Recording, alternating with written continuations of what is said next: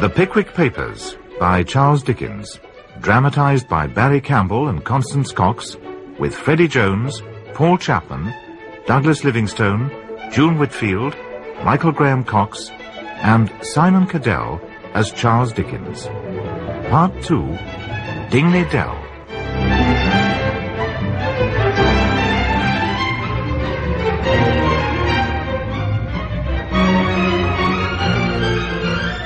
After a wearying and somewhat troublesome journey from Rochester, a journey not without its dangers, owing to their almost total lack of knowledge in matters of an equestrian nature, Mr. Pickwick and his fellow members of the Pickwick Club's Corresponding Society, Mr. Winkle, Mr. Tupman, and Mr. Snodgrass, finally arrived safely at Dingley Dell. Having removed the traces of their journey, Mr. Pickwick and his friends were promptly shown into the parlour by their host, Mr. Wardle, to meet the assembled company. Now, you remember my sister Rachel, don't you? Oh, most certainly. Pickwick, come and meet me, mother. This is Mr. Pickwick, mother. I can't hear you. What's he say, Emily? Isabella? Mr. Pickwick, Grandmama. Oh, well, it don't much matter. He don't care for an old woman like me, I dare say. I assure you, ma'am, that nothing delights me more than to see a lady of your time of life heading so fine a family and looking so young and well. Ah, yes, it's all very well, I dare say, but I can't hear him. Grandmama's rather put out now, but she'll talk to you presently. Thank you. Thank you, Miss Isabella. Well, what a delightful situation this is, to be sure. Here we go, Snodgrass. Delightful. Well, I think it is. There ain't a better spot of ground in all Kent, sir. There ain't indeed. I'm sure there ain't, sir. Quite. There ain't a better spot of ground in all Kent. Except Mullins Meadows. Oh. Mullins Meadows? Ah, Mullins Meadows, regular good land. And so it is. Everybody knows that. What are they talking about, Emily? About land, Grandma. What about the land? Nothing the matter, is there? No, mother. Mr. Miller was saying our land was better than Mullins Meadows. How should he know anything about it? Miller's a conceited coxcomb, and you may tell him I said so. Come. But what do you say to a rubber of whist, Pickwick? I should like that above all things. But pray don't make up one on my account. Oh, I assure you, Mother's very fond of a rubber, ain't you, Mother? I am. Joe? Oh, damn the boy. Here he is. Set out the card tables, one for Pope Joan and another for whist. Now, who's for whist? You, Pickwick, and Mother? And how about you, Miller? I'll play. Capital, and who else? Grant. I know you take a hand, and the rest of you. Emily, Isabella, and the gentleman can play Pope Joan. Now, come along now, clear the way. That's right, Joe.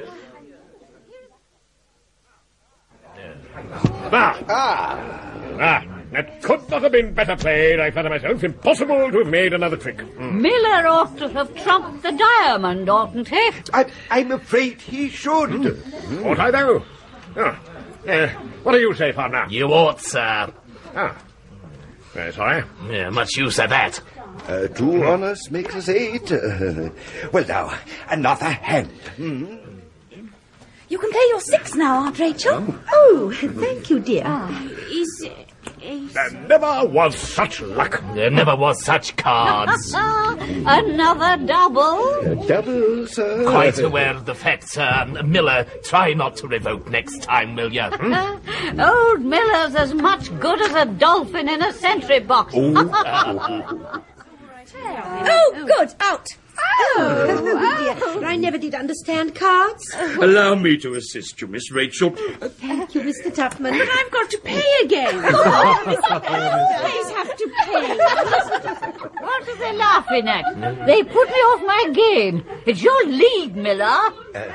Queen and king. Is that anything? Aunt Rachel's got matrimony.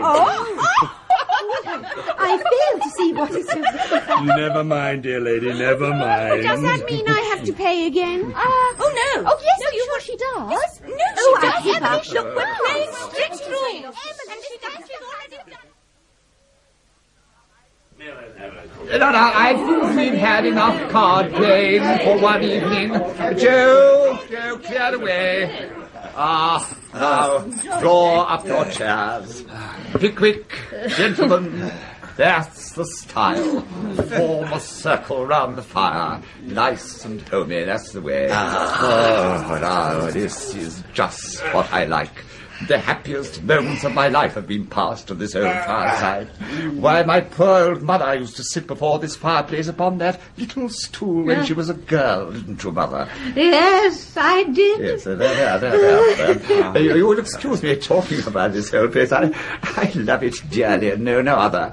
The old houses and fields seem like living friends to me, and so does our little church with the ivy. Yeah. Our friend the Reverend here, by the by, made a song about it when he first came among us. Oh, Mr. Snodgrass, can I put a little more in your glass? Oh, I've plenty, thank you, but you were talking about the ivy. You must ask the Reverend there about that. Oh, really? It's only a slight affair, something I wrote long ago. Let's hear it, shall we? Yes, I should like to hear you repeat it. Oh, it's nothing, really. The only excuse I have for ever having perpetrated it is that I was a young man at the time. I called it the Ivy Green. Is this the music on the piano, Reverend? Yes, I did happen to bring it with me. Please sing it for us. Yes, Mr. Tupman is very musical. He will accompany you beautifully. Please. That's very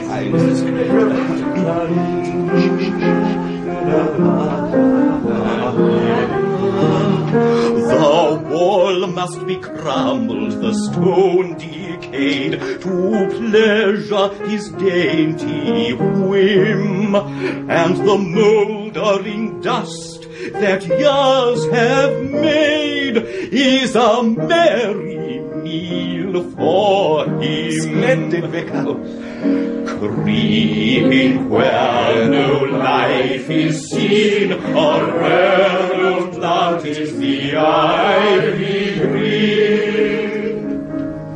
Fast he stealeth on, though he wears no wings, and a staunch old heart has he. How closely he twineth, how tight he clings to his friend the huge oak tree, and slyly he traileth along the ground, and his leaves he gently waves, as he joyously hugs and crawleth round the rich mould of dead men's graves. Creeping where grim death has been, a rare old plant is the ivy green. Bravo! Whole ages have fled, and their works decayed, and nations have scattered been.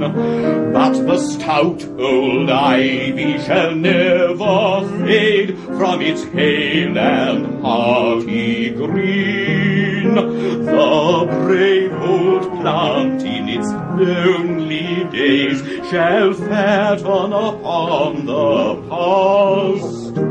For the stateliest building man can raise is the ivy's food at last.